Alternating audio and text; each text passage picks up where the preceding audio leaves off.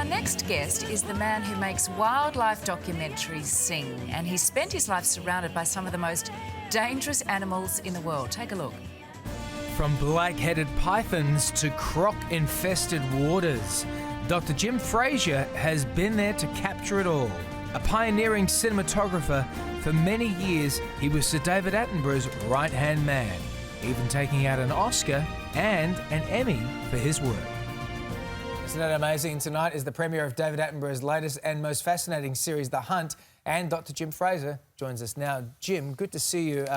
You're a highly respected cinematographer, but your special sixth sense, you call it, is for working with animals. So tell us about that, your passion for that. Yeah, I've actually had it since childhood, and it's one of those difficult things to explain, but it's a sort of knowing with animals, and I was able to film stuff that no other cameraman could film, mainly because I could sense and predict what the animal's going to do under a given set of circumstances. Wow. And that reflected itself in my my film work, and the BBC noticed that I'd consumed the least film of all other cameramen because I had that power of prediction and knowing when to turn the camera on.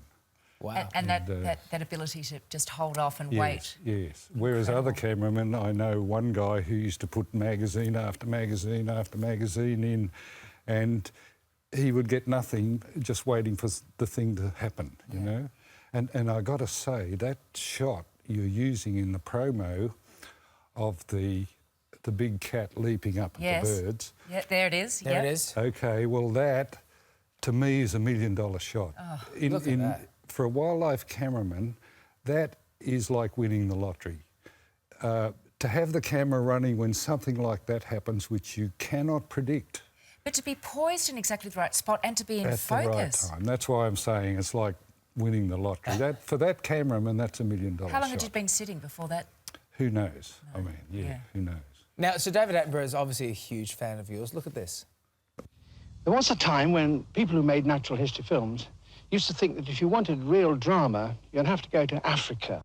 And then along came Jim Frazier because he had extraordinary ingenuity in inventing lenses that made shots like this one possible. And the world of natural history films has never been quite the same since.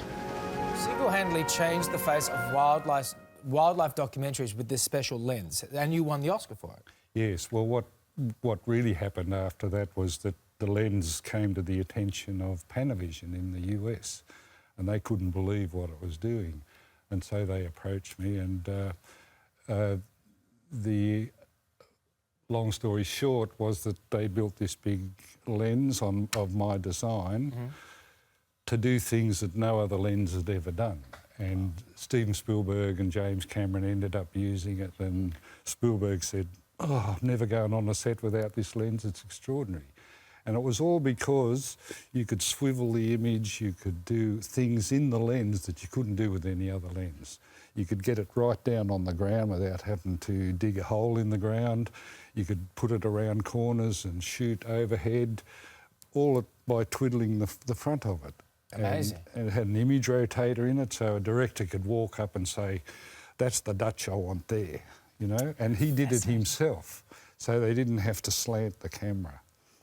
And so, at the same time, it put everything in focus, and that allowed them to do a whole lot of special effects shots that could never be done before either, like the ones I was doing. Absolutely. Incredible stuff. Obviously, it's not just about animals, is it? You worked on The Living Planet and spent weeks in the Sumatran jungles, where your hardest job, I understand, was filming a flower. Tell us about that. Jeff Flower Who would instincts have as well. thought? Well, it's one of the biggest flowers in the world. It's called Rafflesia. Right. Look at that. Yeah, that's it. And it takes 3 or 4 days to open. And they wanted time-lapse, and so you'll see there I set up 2 cameras on that, and this is right up in the jungle, no electricity, nothing.